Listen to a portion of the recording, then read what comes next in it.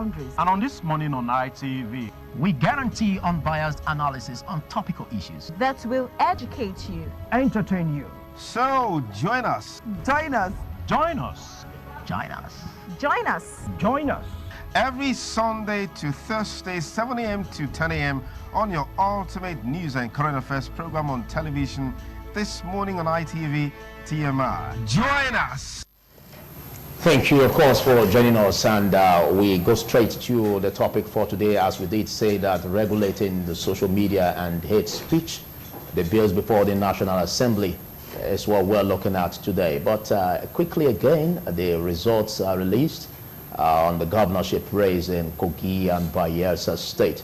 It's also topical that we could summarily look at. And just as Yaya Bello polled about 406,222 votes, and why Engineer Musa Wada polled 189,704.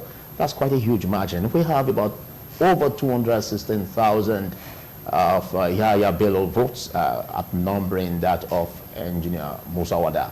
And then we also have that of Bayelsa State, where we have David Leon polling over 355 votes. And looking at the margin again that he used in taking over Doye Diri, we have over 100,000 votes.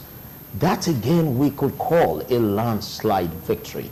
But well, I have distinguished personalities, array of guests towards me to do justice to this as we look at the two sides of the topic that we have today. And from my immediate left, I have a lecturer at University of Benin, and he is a lecturer in the Department of Biochemistry, and is also the senior pastor of Gracevine Chapel. He is Reverend Professor Jerry Ore. Thanks for coming, Professor. A pleasure, Philip. Good morning, viewers. And next, I have one-time SecGen NBA Benin branch, and also is a member of the National Executive Committee of the NBA. He is David Maluko. Thanks for coming, David. Thank you. Good morning, viewers. I also have another custodian of the law, a legal practitioner, articulated that. Is Chima Williams. And Chima Williams, is great to have you join us again on the show. Thank you, Philip. Thank you, the audience. Okay, let's set the ball rolling, and I'll choose to start with you, Professor Jerry. Now, we'll take a bite on the polls, the Kogi, Bayelsa, and the results that just trickled in. What do you make of this, in spite of the fact that there were complaints of widespread electoral fraud and violence? Well, there are two sides to it. The first is none of us here in the studio was physically present in Bayelsa. We nevertheless had footages of what probably transpired. But that's not sufficient to see exactly what happened. I think the people who can best speak to these are those who voted in Bayelsa. But for a state that had been previously PDP to be so easily overrun, speak volumes. Speak volumes.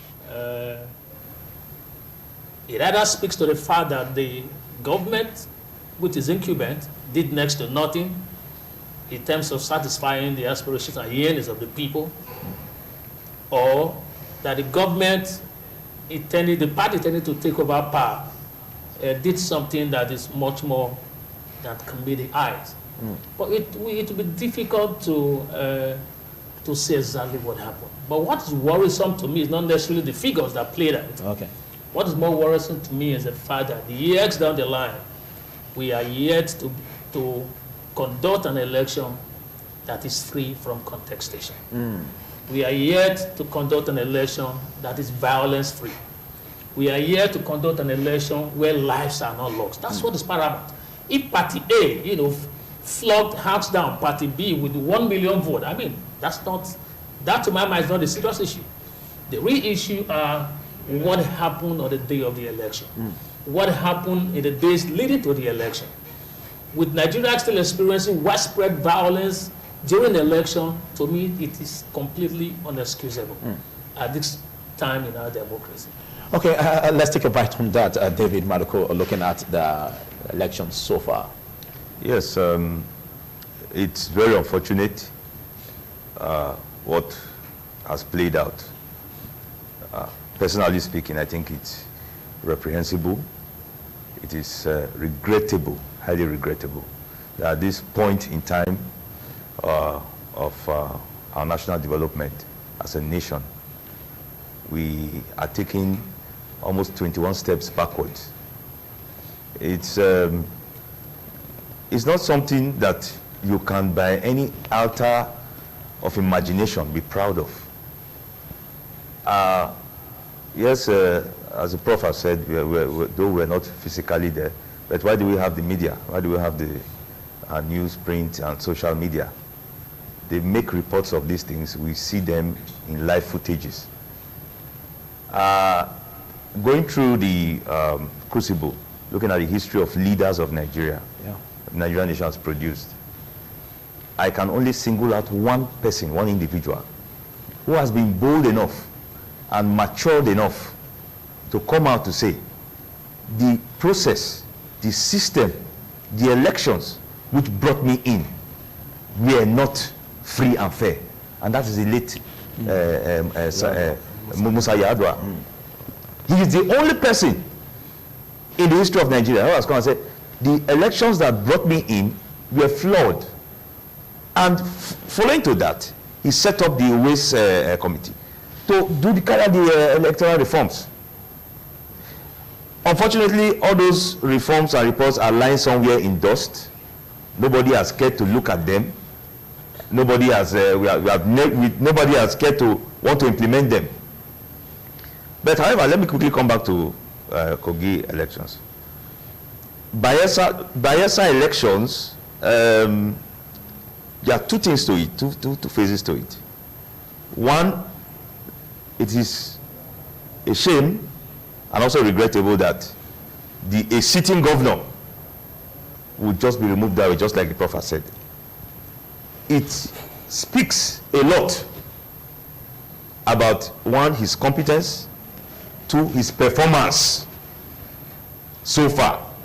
We are told in the media that he has made some comments as to people who are pure Ijaws and those who are not pure Ijaws, and that has raised up some issues in some parts of the state, and thrown sentiments for the man who had just won, Mr. Leon. So you analyze all these things. With the other things we heard in the news about he's kind of falling out with the former president, Goodluck Jonathan, and all that and all sentiments. Goodluck Jonathan now, campaigning for the present winner. But what is playing out, we are now seeing a lot of personal interest being far and above collective interest. I do not know whatever played out between him and the former president. It has been reported. I always say reported because we were not there. Yeah. So we take them as yes, that the former president worked against him. That's Governor Seriake Dixon in Bayelsa. And if that is true, if I go to go by that, it simply means people are not looking at the collective interest of the people again. People are looking at things that, okay, I will show you, I will do you. It's now over and above the interest of the people you are there to serve. Leaving that aside, let's quickly run to Kogi. Kogi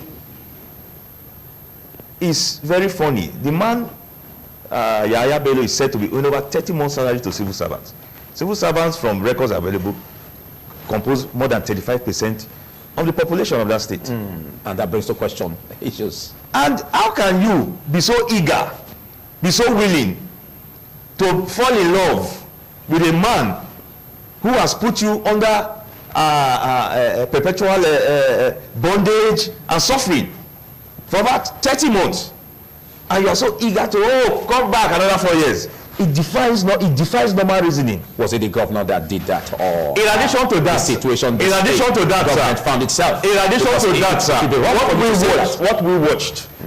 what we watched is snatching of ballot boxes, indiscriminate and incessant shooting, and a few deaths that have occurred in that state. And we will not say, if I were to be Yaya Bello, on my personal integrity and self-respect and recognition for human dignity, I will not accept those results. Because I know, just like the late Yaya Bello, will not accept the result that declared him winner. Yes, that declared me winner. And that will make it fair in the eyes. You see, we have not yet grown to that stage. Have we seen any Nigerian? No, we have not matured to that stage. No, but the truth is this. That has gone through that. The truth is this. So that's a fight cry. It has to start from somebody. Yeah. My brother. Can I say something quickly, if you don't mind? I want us to be a little bit cautious. Cautious to the sense that if you'd say Yaya Bello should reject the result and say, well, though you declare me winner, I know I did not win. In my mind, that's already passing a whole lot of judgment. Yes. It is not in our place to say who rigged and to what extent rigging was done. I agree. So to my mind, the safe place to sit, because like I've always said, I mean, look at the case, the point you just made. It is unreasonable for workers who make 35% of the population to go back again and vote for the person who's been owing them 30 months of salary. But we're in a society where people can vote for 1,000 naira and forget that they have not been paid. Yeah, but we cannot even prove that. The election has come and gone. You're also making theories. You cannot prove that. What I'm trying to make is this, that workers are being owed. Yeah. It's not sufficient reason to say that they couldn't have voted. Okay. They couldn't have voted under other conditions. Okay, but your analysis on this. Absolutely. Yeah. Well, by and large, what we have seen, like I said before, is condemnable. INEC in the right second, I understand they've declared one or two places inconclusive. Now, where is left for the parties to go? The courts. We are coming back to the judicial arena. Now, there's one thing that a lot of people have not averted their minds to. I personally will say, Mr. President, Commander-in-Chief and President of the country, should please sit up with regard to elections in this country. Why did I say that? We have the electoral amendment bill proposed that was sent to him over about 4 times. You're talking about the 2018. Yeah, I want to link it. Bill. I want to link it. And if you study that bill very closely and look at the proposed amendments, you will know that if that bill comes into force, if it's given force of life as a law, a lot of electoral fraud. We will have these things, this issue of killings, this issue of it will. I tell you, it will kill it 80%. Why? You will not have issues of you have total accredited voters in this area. As you have accredited them, and you have approved the electronic transmission and all that, it is reporting that these are the total accredited numbers. As you are voting, as you finish voting in your unit, you do not have to bring it to contestation. The numbers, the correct numbers is reporting. We have had cases, even in this present Kogi election, there was, I've forgotten the word, that you had more people that voted more than the total accredited number of voters.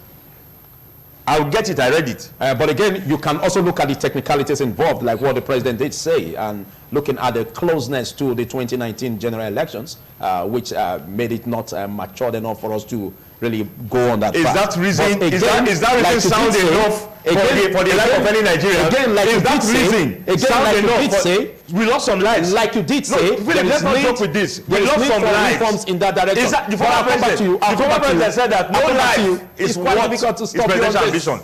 All right, let's take human life seriously. Now, Chima, let's look at the lessons learned so far in this election, because we're looking at Edo State next year, and what do you think INEC should put in place, or electoral reforms, like it did say, that should be deployed? Yeah, you see, before we go into the electoral reforms, one key lesson, to be learned from the 2 states, yes, is that there are 2 states that the outcome of the elections have different implications and undertones. Now, I work a lot in the Niger Delta. And I will say this, I'm on national television, okay? And I will say this, that PDP and Dr. Seriake Dixon will not say, with all honesty, that they did not expect what happened in Bayelsa to have happened. Because the disenchantment with his attitude in governance, created opportunity for people, for what has happened. So maybe so it's a natural cause. The margin may have been, inflated, too high, or that, the PDP governorship candidate, may have suffered for a cause that he did not create. People visiting their anger on the man supported, even the process that threw the candidate up itself, creates issues for concern. Now, but if you contrast it with Kogi's own election, where people are equally disenchanted, because see, we owe Nigerians the responsibility of telling them the truth. The truth. Thank you. There is no pandering about this thing. Everybody, even within APC in Kogi State, have pointed out that Yaya Bello, as the governor, did not perform creditably to their own satisfaction, let alone the ordinary people. So what is the magic that happened? Suddenly fell in love with him. So what was the magic? Now, the thing is, the lesson to be learned is that, see, as my learned friends mentioned, the Justice Owai's panel report is there. The Electoral Amendment Bill is there. That should be revisited. Okay? And above all, Nigerian citizens should be reoriented. Absolutely. Because no matter the type of laws you have, it is the implementers of that law that gives life to such laws. The laws on their own means nothing if the implementers do not have the courage to stand by the letters and spirits of the law. Even within the scanty one that we have, if it had been, defended and protected, I do not think that we will have this type of scenario that we're having. My own very good friend and colleague almost lost her life in Kogi. So I am not saying, hearsay, but people that participated on ground, because her team went to monitor, they were only rescued by whiskers. Is that the type of election that we want to have? Is that the type of leadership that Nigerians want to have? We want to have a leader that every Nigerian will be proud to say, this is my leader. Okay? But a process must throw that up. We've been crying over this over the years. And each year, we have, a situation that is worse than the previous one. But if we look at what has happened in Kogi and in Bayelsa, I will say there is hope for this country. Okay, so we're looking at the way... Because one is that a people can free themselves when they think the time is ripe. So where you find yourself, how you find yourself is dependent on your attitude. Okay, so a lot will still be done to close the gap. Yes. Yes, because if we look at future elections. So looking at future elections, one is that the umpire should be a real umpire. INEC, over these elections, both the general elections and these state elections, have failed in wanting voter education. They have not done enough to educate the masses of Nigerians on the electoral processes and what is required of them, to have an electoral integrity.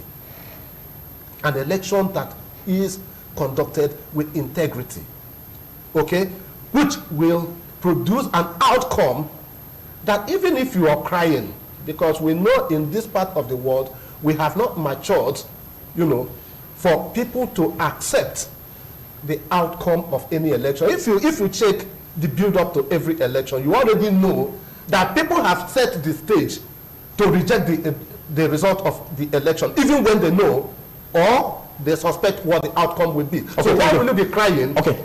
Thank you, Williams. Thank you, Williams. We just had to launch that in order to make a summary of what the elections, how it really went. Big thanks, Jima, of course, David and Jerry. But, well, let's look at the phase where the issues about reforms and the issues about the bills, amendment bills. But, again, from that, we also have the issues of the bills on the hate speech and, of course, regulating the social media.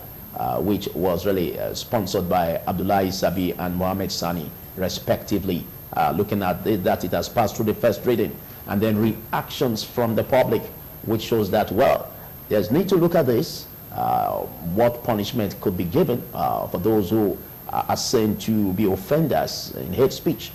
Should it get to the height of death penalty? And the Nobel laureate, Professor Wole Soyinka, did also raise his voice in that direction. But let's take your viewpoint on this as we look at the bill before the House. Do you see this as needful at this time of our fragile peace in the nation? Well, again, that's what taking both bills now together, right? Yes, okay. Yes. If you ask me, the two bills to my mind are same bill coming under different covers. Because they are both largely related. And if you ask me again, it's an opportunity for Nigerians to speak to the fact as to whether or not they still like their freedom of expression or they don't. If we want to go down memory lane a little bit, beginning from the Public Order Act, yes, that stipulates that before you even embark on the prosecution, you've got to get a permit from the police. Even if you have to protect extrajudicial killing by the police, you have to also go to the police and get a permit to enable you to do that. Now, laughable as it was, we were all in that until, sometime in 2007 when the Court of Appeal in Abuja had to say that was completely not necessary and against the freedom of expression and freedom to assemble. Now, from then on again, there were other issues that also came up. The sedition bill, law that also came up, which was also texted in Anambra State at a point in time, where someone was tried because he had written a book at that time that was thought to be injurious to the state governor, Jimmy Wobodo of Anambra State at that time. Okay. Again, that went to the Court of Appeal, and the ruling again was saying you should not hide under the sedition law to, as it were, clamp down on dissenting voices. People have a right to express themselves. But having said this, it's also important for us to understand that globally we can't run away from the fact that social media has to be regulated, has contributed significantly to societal discord all across the globe. I mean, findings are clear, for instance, in Germany, that the increases in attack on refugees were a follow-up, as it were, to hate speeches, campaign on Facebook against refugees that were carried out by the far right. And if you also go to the US, killings, church shootings, killings in mosques in New Zealand, killings in churches in the US, the killings in Pittsburgh of the Jews, the attack on the synagogue, were all related to activities on social media. So it is true that we cannot leave it completely open. But we also have to realize that at the heart of every regulation should be the need to ensure that fundamental human right of self-expression is guaranteed. Is guaranteed. And I think that is paramount. But unfortunately, in a society like ours, we are yet to see laws, where those who make the law for the people. Most times, laws are made to ease the job of the governor, rather than to protect the interest of the governor. Now, that's where I have problem. If you look at the present law, the law the bill, so bills, to say, yes. Against hate speech. Even the proponent of the person, the author of the bill, is already saying that the bill is suffering hate speech. Is absolutely Sabi Abdullahi. He's already complaining that the bill is already suffering from hate speech. Then if his understanding of... So the bill is already a victim? Yes, if his understanding of the hate speech reflects dissenting voices, then that's already a very, very big issue to Nigeria. It makes, therefore, that the original intention behind the bill is already labeled. It therefore implies that nobody should voice anything that is contrary to the opinion of the governor, so to say. And that is what is dangerous. Until we are able to, first of all, ask ourselves, what do we mean by hate speech? If the president says one thing, and people say, no, you can't do this, and you classify that as hate speech, or like he has said now, people are raising, a lot of outcry against his bill and say that's already hate speech, then that's already a very, very big issue we have on our hands.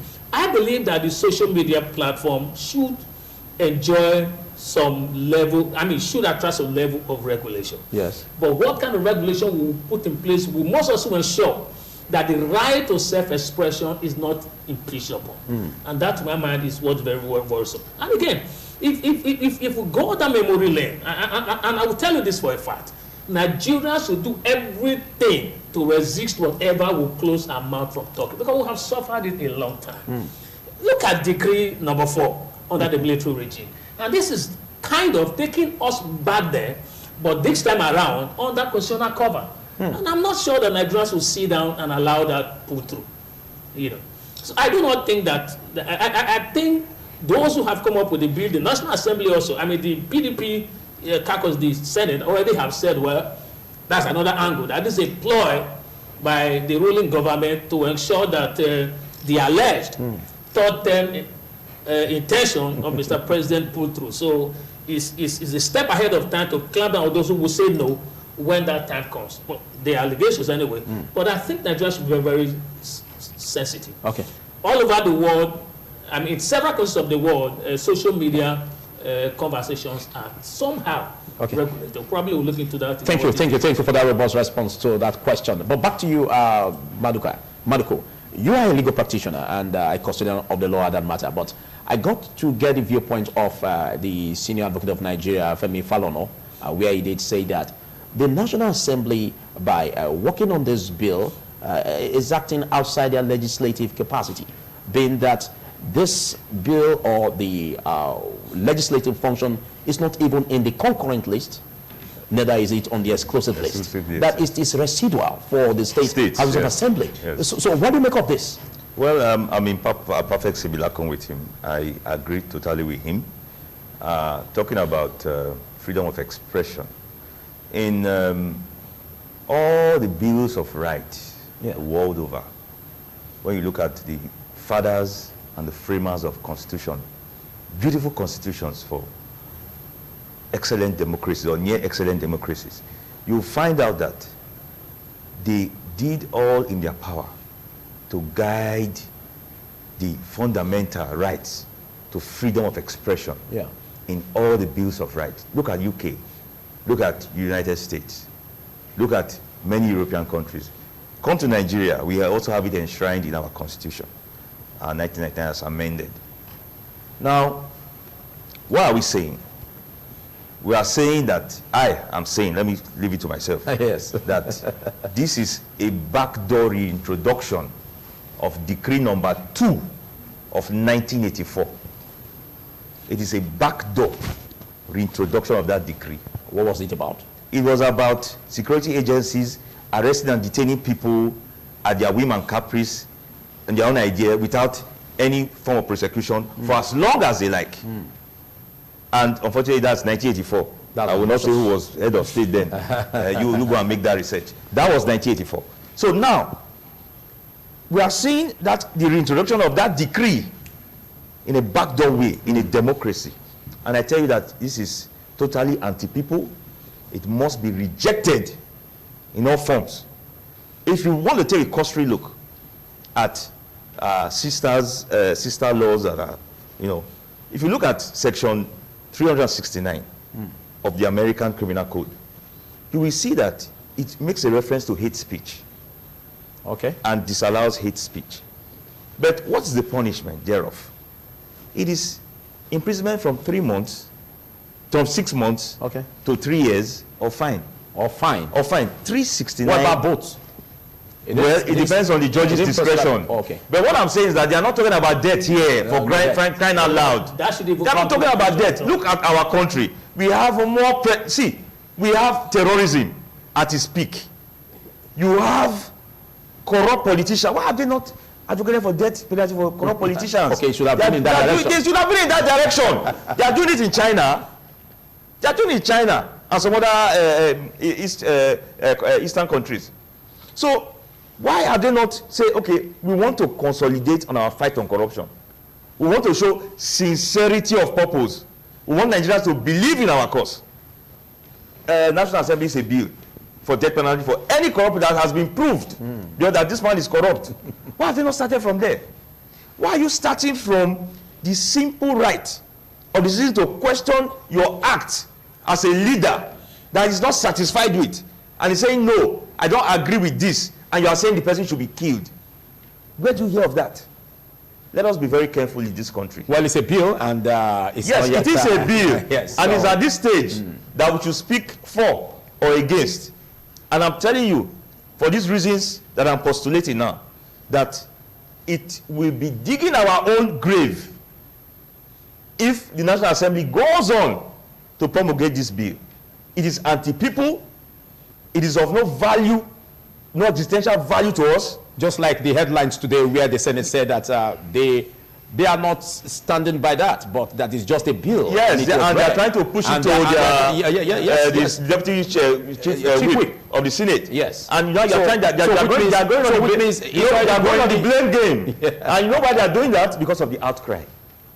And that is that freedom of that outcry is the power of the people. And you're saying you want to subjugate that. So with all of this, do you see it flying? I do. I see it having a very neat burial in a very decent coffin. All right. Quickly, let's take your viewpoint on this, Chima. Yeah, well, you see, when I see certain things, I am bemused. You know, at this point in time, in the life of this nation, where we have serious challenges that is besetting all of us, our legislators are wasting our, little available resources on a jamboree. Because I will call these bills a jamboree. Because we have had similar, as my brothers have already analyzed, we've had similar situations, and what was the end result? The end result in the country, and as my learned friend has summed it up, died a neat death and was given, a very ceremonial burial. Okay? Now, what is the hate speech? When you now begin to talk about a conduct that will attract death penalty, we forget that we have laws in this country. Okay? What does that mean? Don't we have the law that says, if through your conduct, by your actions, by your words, try to overrun the state, that's treason. Hate speech is treason by other name called. And, our legislators are just not looking, they are looking at hate speech is beautiful, it sounds good, without looking at the content. Okay? Yes. And if you look at the whole gamut of the provisions on the hate speech law, you'll be sorry for yourself as a Nigerian, honestly. How can thinking people, don't they have reviews? Some of the laws that are in this country are promulgated or passed by them. So they don't look at the existing laws, or they just want to create sensation. Okay? And you talk about social media regulation bill. Hi, Kaba. Do we have social media regulation bill that, DSS and EFCC and the rest of them are after Yahoo boys? Is it not the same social media interface that Yahoo boys used to operate. Must we, leave serious issues and be pursuing,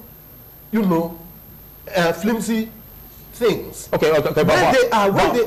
When they are already. But you agree that to a great extent that the social media should be regulated. Now, there's already a regulation on that. It's already being regulated. Like I said earlier, my brother, it is not the amount of laws that you churn out that makes you a decent society. It is the attitude of the implementers of those laws. Okay.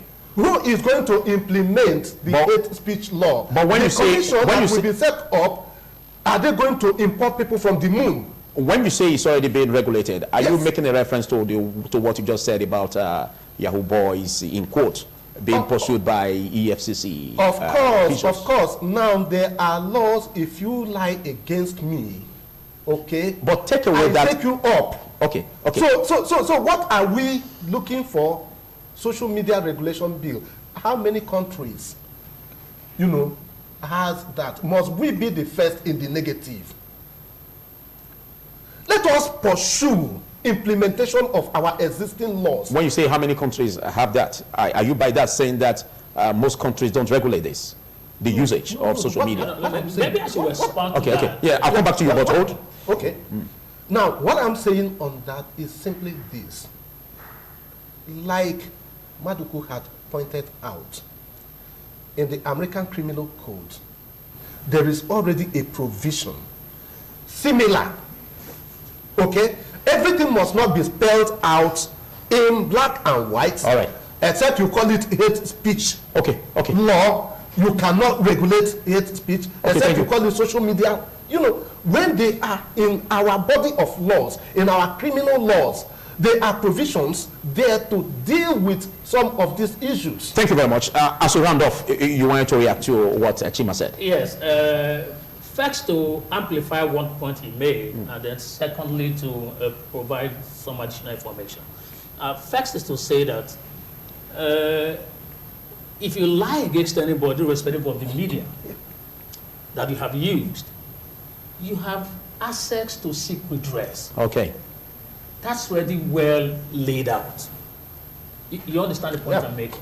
But however, if you go to the social media space to promote elements that could incite violence, that's a different ballgame altogether. Okay. And I'm aware that in several countries, including, in fact, just in July, France passed a bill to regulate their social media space with respect to hate speech. Okay. We should not mix the two bigs together. The one on hate speech is slightly different, although they have elements in common. The one on hate speech is slightly different from the one on prevention or protection from falsehood.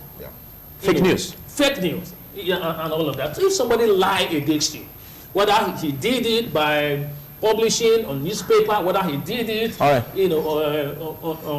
on screen like this, you have mixed to seek redress. Okay. But when people attempt to use the social media space to promote this that may result in genocide, that may result in a clampdown on a certain people group, that's a completely different matter. Okay, thank you. We don't have much time on that. But quickly, let's take your final words on this as you make. Well, if you look at the proposed bill, one, it is very, very inelegantly drafted. Okay.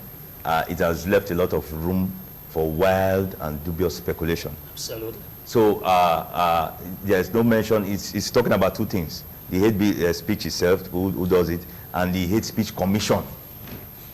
And you are setting it up, and you are sort of giving that body powers to adjudicate, powers at the court itself. Because when you do that, you need to go to court first for court to determine. There's no mention of going to court in that proposed bill. Okay. So it was horribly drafted. It's upside down. It's anti-people, and it should be discouraged. Okay. I condemn it in its entirety. Thank you. In just 20 seconds, your final words on this. Well, Nigerians, we have done it before.